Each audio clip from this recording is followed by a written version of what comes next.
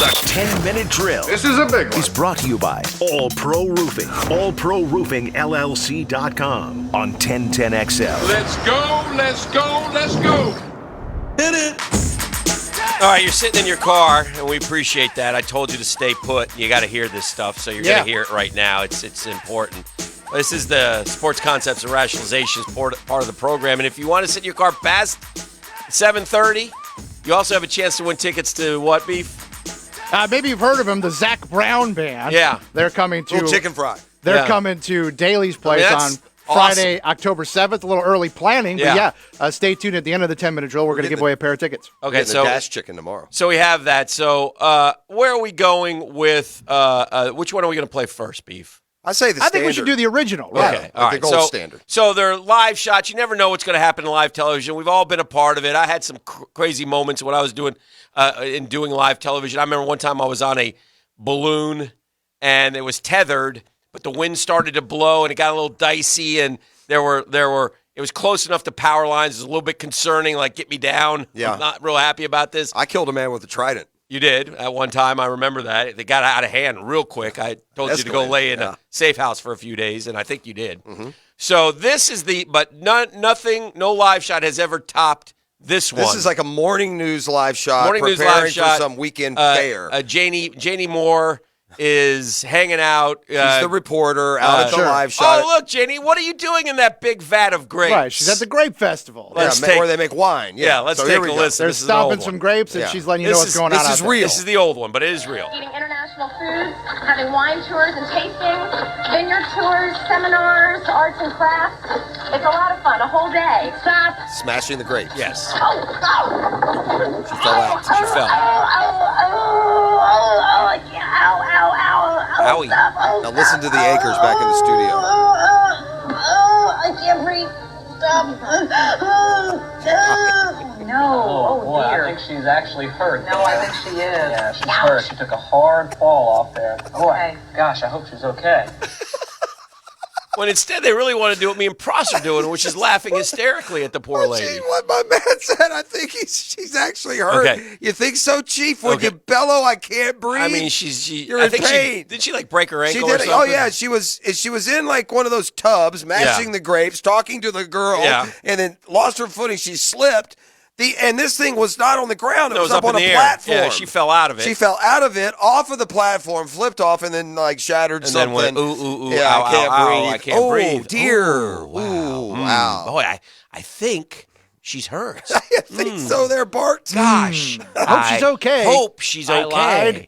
All right, so that's the grape lady, and she's been tracked down. She's fine. been years They've and done years and years. parodies on other shows. Yes, she's fine. She's out of the biz now. Now let me take you to Huntington, West Virginia. Yes. WSAZ Charleston. It's the Inside story, I once cut a few resume tapes at that There you go. television station. WSAZ Charleston, West Virginia.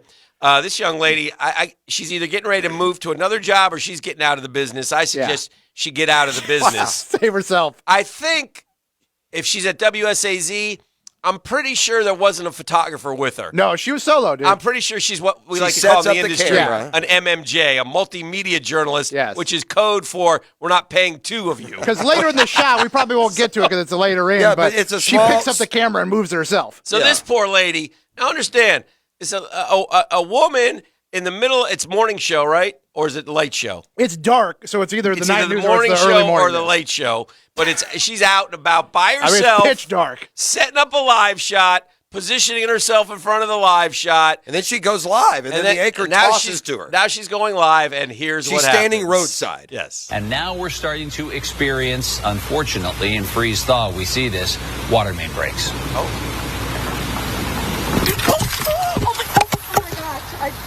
Got hit by a car, but I'm okay. I just got hit by a car, but I'm okay, Tim. That's the first for you on okay. TV, Tori. Woo! We're That's all the good. first. I'm okay. Yeah, that's live TV for you. It's all good. I actually got hit by a that's the car in driver. college, too, just like that. I am so glad I'm okay. Yeah. You're okay. You're okay. We're all good. Little shock here, I think. We're all good. I think you're in a little shock right I there. also got we hit go by a back to- car in college. can we They go called me once- the car magnet. Once again, can we run back the resume I'm tape? the car Got lady. hit by a car, but I'm okay. I just got hit by a car, but I'm okay, Tim. That's the first for you I'm on okay. TV, Tori. No, it's not. We're all good. I'm okay. Yeah, that's live TV for you. It's all good. I actually got hit by a car in college, too, just like that. Just like that. Holy hell. What are you doing by the roadway, Tori? All right, so now you can go into work, or you can hang with us for another few minutes and try to win the Zach Brown Band, but that's worth a listen. You had to, from the grape lady to this one, I don't know who wore it better, but my gosh, thank God that lady was... no one will ever beat the grape lady, but that girl yesterday just offering up that she's like majors in bumper cars. And by the way, if you see the video... She didn't get brushed. No. The lady was making a turn, popped. And the front left corner of the car just sent the girl, sprawling. Mm-hmm. Knocked her from where she was standing into her camera, knocked the camera over. It was, and you should see the anchor's face, just sitting there like, what in the hockey sticks is going on here? God bless her, and the poor girl's out there by herself, man. I mean, she got thumped. Yeah. I mean, she may not have been okay. I don't know. Did we read up on if she sure sounded. I think she's yeah, okay. but that's maybe she broke a hip or something, you're saying? Well, yeah, you, the shock of it. I hear you. I was shocked just watching. She got poked, man. And so your first thought is as when something like that happens to you, is you check, and I'm carrying on my live shot, and then maybe when it ended, she's like, oh, my God, that hurt. Honestly, and I'm going to say this, see if this registered with you guys the same. Mm-hmm. When she jumps up and says, I got hit by a car in college, it just now, suddenly I was watching like a Kristen Wiig movie. Yeah. And the goofy girl that's always getting hit, like the whole movie, she'd end up getting hit by a car in some scenario or not. That's what it kind of reminded me of. She went on and on after it, so I was kind of thinking that she was fine. Stunned, though, like a little bit in shock. I have... and my guy, the news anchor, his face. Yeah, that's what I'm saying. He's just staring off into oblivion like, what in the world just happened? This is a moment that's going to go viral. How do I handle this? Can I make a joke? What if she's not okay? Can I say something? You don't know what to do because, when it first happens, it knocks her out of screen. You don't know what's going on. For those who want to watch it, we've shared it on the 1010 Twitter feed as well as a quickie poll. Greater live news video of this or the Grape Stomp Lady. Excellent work. Good. I like that. Speaking of which, is the grape stomp on there too, or just it's not? Okay. I mean, you got to search that at this point, if you're active on Twitter, and you haven't seen the grape stomp person. I think we see. All right, I think like Family Guy. I'm sure a bunch of them have done it. I went back to what we talked about yesterday with our 1-to-1 financial poll question today. What production would you rather have from the first overall pick? Would you rather have 10 sacks, 1,400 receiving yards, 100 plus catches, or someone who gives up no sacks? Like, what production would you most want to have from... When you phrase it that way, it's a harder question to answer. Yeah. We get one guy who does all four. Yeah, that would be nice. That would be great. 100-plus catches and 1,400 receiving yards we could get. Yeah. Also sack the QB. To be honest with you, if you're going to give me pass pro. If you're going to give me a left tackle with Trevor Lawrence as my quarterback who gives up 0 sacks all year, that's a future Hall of Famer. Yeah. If you give me a guy who catches 100 balls, he could be Juju Smith-Schuster for all I know. Yeah, that's true. If you give me a double-digit sack guy, it could be Josh Allen. Yeah. I think if a guy comes in as a rookie and allows 0 sacks, he's probably a Hall of Fame talent. And so I'm going to go off the board and away from the two positions I'd rather have and take that guy. Well, does that make sense? 19.3% say that. 58.2% want the 1,400 receiving yards. Now, look, that's coming off the frustration of a year where we had 3 receivers probably didn't combine for that. 10 sacks, 8.4, and 100-plus catches, 14%. You can vote at Dan Hicken. Beef will put it up on 1010 as well. You at least follow my logic on that one? I don't. Would that sway you? Could I sway you if that were the parameter? I would suggest to you that if Trevor has a tackle who allows 0 sacks the whole game, although didn't Walker Little allow 0 at New England and they lost 50-10? May have been. No, that was. There's no may. So I strike my answer, and I'm going to go back to the sexy guy. Well, I'm just sitting here thinking if allowing those sacks is the barometer, we got beat by 40.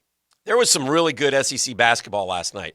You had LSU, Bama getting after each other. Yeah. You had Kentucky, Texas A&M. Kentucky just Bama won that game at home, right? Yes. Yeah. Snapped a 3-game losing streak.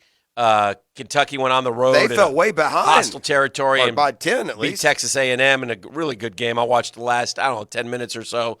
And then the Gators had to win that game. And it was unexpected without Castleton. Yeah, when I saw he was out, I was like, oh, my gosh. Castleton reminds me of, like, in Florida, of those Vandy teams that have one really good player, but if he's gone, they've just got okay players. Yeah. And that's kind of what Castleton has been for the Gators. He's been the only outstanding player on the team by a mile. I mean, Mark Wise argued that he might be the most valuable player in the SEC. Heard that. The play-by-play guy had some awful observations during the course of the game, including his response to that one. He was way off the mark with that one. Yeah. Yeah. Because he went to the great player. Right. But he didn't go to the value. The value, because he took, for goodness, Jabari Smith, is that his name, from Auburn? He picked him, but Auburn's got too many other good players. Yeah. Well, here's Florida now at 2-3, and really, for me, and by the way, you Googans are really the worst on Twitter. I mean, every time Florida loses, I get clown 50 emojis. Mike White hate, my old, I kept all your Mike White, every time. Yeah. The last time they lost, I got 50 retweets, which is fine. That's cool, but when they win, peep. Sure. Peep. Crickets. Yeah. Peep. I know. Peep. Not a peep. So, anyway, but that's fine. You guys, you do you out there. If you think that's, save those, and we'll get them, if they lose to Vandy on Saturday, whatever. But anyway. The bigger issue of Florida. No, there's only one issue. Okay. And that's getting to 9 wins. Well, for you, that's all about your degeneration, though. Well, you endorsed that trade, that bet. Yeah, well, I'll stand by it. So we're 2-3. Vandy this week, right? Vandy and Ole Miss next. Got to win them both. Yeah, here's the deal. Without Colin Castleton, it's tough. They're all tough. I'm amazed they won last night. I am too. I am too. I mean, I am. I am too. You know who's very quietly becoming a good player, and I'm not saying he'll get to be as good as the next guy I'm going to compare him to, but Florida had a guy who came kind of unheralded, mid-50s as a recruit. And as a freshman, you saw signs. He was like a 10-point scorer, and his name was Keontae Johnson. Yeah. And this Kawasi Reeves got put in the starting lineup 3 games ago. Yeah. And he's getting you 10, 12 points, taking good shots, not forcing anything. Yeah. He looks like a good player is my point. Yeah, let's hope so. And they're adding the 17th. They need him. They're adding the 17th ranked recruiting class with some star power to it. Yeah. So we'll and the portal. But anyway, again, can we get to 9, Pros? Vandy, W or L. Let's play the game. Yeah, this is hard to play, but I'll play. All right. I think it's home game, isn't it? Yeah, home game. Not that matters, because the point I was going to make is I don't know what's happened to the alumni side of Florida basketball, but it's an embarrassment. It is. Well, we've done this. We've gone over that. But this is the first year this has ever happened. The only time I've ever seen the court look like that are like over the holidays. By the way, they have you at 6:30. It's not like it's a 9 o'clock start. I just don't understand why they don't show why there's no one sitting there. Yeah, I don't know either. Then don't buy the tickets. It's usually packed, though. It's been packed forever. This is a new phenomenon. It's weird. Anyway. So Vandy. Yeah, you're 3-3 now. You hope at Ole Miss you got to win. I say it's a loss. Oh, well, then we're dead. You're asking then we're me dead. Well, no, because here's what I'll do. At Tennessee? I'll give you a win you weren't expecting. At Tennessee? I say that's a loss. Yeah, it's 3-5. Okay. At Missouri? I say a win. 4-5. Ole Miss at home? Win. 5-5. Georgia at home? Win. 6-5 at Kentucky? Loss. 6-6 at Texas A&M? Loss. 6-7 Auburn at home? Win. 7-7 Arkansas at home? Win. 8-7 at Georgia? Win. 9-7. We're in. I think they'll get there. At Vandy? Maybe a win. 10-7 Kentucky at home. I mean, at least some wiggle room to be 9-9. I get that back-to-back Auburn Arkansas win may be a little ambitious. Just give me Vandy and Ole Miss and get us to 4-3. The problem with Florida is they can look good enough to beat FSU or Ohio State or Mississippi State last night, and then they can look bad enough to get beat by Georgia. 17. They lost to Texas Southern at home, bro. Yeah, I know. So anything's possible when it comes to the. But it was a good win for him, and you're right. DeRougie had a great second half, and Kawasi Reeves is playing good basketball for him. So, but they're hitting three. When they hit threes, they can they play because they will play some decent defense. Although the first half defense left something to be desired. But Tobo's lost a ton of weight, and he can actually fill in for a couple of games. But you better get Castleton back quick. Yeah, they need him. What's the word on him? Significant, quote unquote. Oh boy. Indefinite, quote unquote. Oh boy. Although to see him on, unless he's going to have a couple guys like whack him a couple times. I'm like, what are you whacking him the left for? shoulder. So, but one of two things, like seeing without a sling indicates, but maybe he's getting ready to have surgery. That could also be it. Oh dear. Right? Well, we got Doc Evan Murphy coming up next, so we can ask him what it could be without any definite descriptions coming from down there. Yeah. I went home yesterday to my research lab, Dan Hicken. Excellent. And I came up with, I'm going to make a long story short in this case, but as the Jags go out on their coaching search, it's a huge mistake. At least if you look at the coaches that are in the playoffs right now, the successful coaches, it'd be a huge mistake to give a care if you're the defensive coordinator you just hired had the 5th ranked defense or the 25th ranked defense. It shouldn't matter to you if the offensive coordinator you hired was number 3 in the league or number 23 in the league. Because what you better go find and identify is the CEO leader of an NFL franchise, because I think people will be surprised. You know, Mike Vrabel got the Titans job a year after he was the defensive coordinator of the Houston Texans. They were DAL, dead last in defense that year. Yeah. Can you imagine how the Jaguars fan base will react if the Jags went out and hired an offensive or defensive coordinator who was dead last this year? That wouldn't be good. Even if you go to Sean McVay or Matt LaFleur, you know, his last year in Tennessee, his offense was like 26th. Yet they found the right guy. He's done well. And if you say, well, he's got Aaron Rodgers. Green Bay's offense hadn't been some perennial top 3 offense now. Even with Aaron Rodgers, yards and points, they're like 10 to 15 most years. So, you know, what he's done there and continued to win, hasn't lost back-to-back games. Point being, the guy you go find is going to be right for who he is, not what his stat sheet said from this year or the last 3. But we're also going to question whoever they pick because of the poor choosing of. So if you add those types of things to it and you just come out and tell me, well, he's a great leader of men, that ain't gonna swing it for anyone. No. That also includes what's in his head. What can he do? What is his No, but you're saying you got to get the best CEO guy. I'm saying that no one in the world would hire the defensive coordinator with the 32nd ranked defense unless you know what the hell you're doing. I would say if you're hiring a defensive guy, then you have another layer of that you have to find out, like who is the guy going to be calling the plays. In other words, if you hire everything, if you hire, that's what a CEO is. Yeah, but I don't know that's if you hire an offensive minded guy like Doug Peterson or Hackett or Leftwich or one of those guys, you know who's going to be in charge of Trevor Lawrence, and that is the most important thing. That's why I'm trying to remove another layer of offense, of getting to my most important thing, which maybe isn't being a CEO, but maybe building a great offense around what we think is a tremendous talent. Well, and I think to me, that is define CEO. But my bigger point isn't to say he has to be CEO. Let me restate. The biggest point is whatever the stats were for whatever coordinator you hire does not matter a lick. That's what I'm saying. Yeah. If you go get a defensive coordinator whose defense was only 17th last year, it does not matter. Zach Taylor, you feel like was a good hire by the Bengals? I didn't for the first 2 But years. now, though? I don't know. I mean, they got Joe Burrow. Okay. So I don't know. I mean, yeah, he's okay. I don't know how good he is. Yeah. I'm not going to sit there and say, yes, he is, because for 2 years he was terrible. And now they've got a quarterback, and they added the right pieces around. Whoever made the decision to take Chase instead of a tackle should be lauded, because that was the right move. They won the division. He did a good job coaching with a quarterback with no experience. But, I'm sure he's at least helped along the way. He's never even been a coordinator. I mean, he was a quarterback's coach at the Rams. I'm just saying, don't go fishing on, like, the team offense and defensive ranks to make you feel good about who the Jaguars pick is at coach. It goes way beyond that. That's, I guess, the bigger point. Because ultimately, the first thing you're going to look and say and think is, well, why do we want that guy? He's never even coordinated a top 10 offense or something along those lines, when in actuality, that may not matter a bit. So anyway, there's some interesting injuries kind of sorting through the sports world. Let's get to the bottom of some of them with Doc Evan Murphy coming up next. And before we go to break, shout out to the boy King, has turned 17 today. Nice. 17 Happy years birthday. old. Wow. Happy birthday I to can Brooksy. remember Time to get out of the house. Brooksapalooza back in the day. He was probably only turning about 3, maybe. Oh, man. I chided you for the great procession of gifts Oh, and gosh. activities that you had for the Ridiculous. kid. Wasn't me. Brooksapalooza. Balloon That's when animal. he was- Wasn't me. It's when he was dubbed the Boy King, in fact. Yeah. It was a birthday celebration. Yeah, it wasn't me, so. Now he's the Boy Prince, I guess. Yeah, but 17, where did the time go?